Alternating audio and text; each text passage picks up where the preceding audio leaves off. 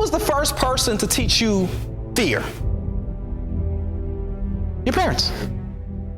At what point in your life was there a monster under your bed and you actually believed it? Because there was a period before someone said something that there was no monster there. So now you learn fear from someone else's ideals. How many of you guys still don't realize that most of you haven't created your own ideals yet? Right now, I don't know who it is, and I'm not pointing fingers because I don't know. If the finger, if I point it and it fits, whatever. The reality of it is, most of you have been lying to yourselves for too long. You've been telling yourselves you're happy. You've been telling yourselves that you're in a great situation. But until you know what you really want and it's detailed down, you really have no clue what's going on.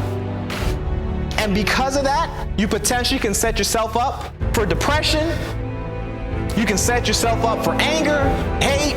All those things can come all in one shot. The scariest part is you not knowing how to stop those feelings once they come. It's a dangerous place to be. So make sure you guys take the time to do that after you leave here. Saying all that, you have to find something that's going to motivate you. Now, I always have heard people say, well, you got to find a why. And the why's got to make you cry. You ever heard that? Yeah. I mean, I'm not a crier. I'm not. I have moments where I want to cry, but I grew up in a household where as a boy, you can't cry. That was the household I grew up in. Now, granted, for some people, it's like, are you kidding me? Nope. My dad said, you've got to be strong. You got to have a face on for everything. No matter how you're feeling here, you can't let it come out here. It is not manly. It's my situation. Now, everyone has their belief on that, but here's what that did for me. That told me that if I cried, oh, it had to be worth it. My dad always said, it was a funny thing, I would do something bad. I was one of those kids that was very active. I would test my parents. That was just me. I told them that I got it from them, so they can't be mad at me. And I remember when I would do something bad, I would start to cry ahead of time when I saw my parents coming because I knew that something bad is about to happen. And I remember when I was crying, and my dad always used to say, if you keep crying, I'm going to give you something to cry about.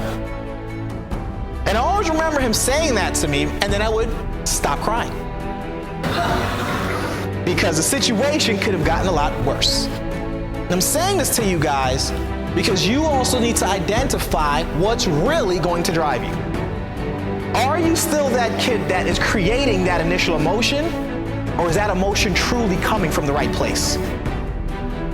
See, if you don't realize these things, you will find yourself in bad shape trying to grow a business, especially when you're the one driving it. See, we're focused on developing leadership skills and individuals who can take it to the next level. So we don't need thousands of people doing absolutely nothing. We'll take a few people who are willing to develop themselves, fix their situation, and become examples. You might think that Rejuvenetics wants 100,000 people trying to get Ferraris. It's not the vision of this company. We don't want everyone to be crying at an event because they didn't make it. We don't want people crying from the event because it's coming from a bad place. If someone cries at the event, it's got to be because it's over now. It's got to be because that's it. You look in the system and you see partner, you can cry then because it's over.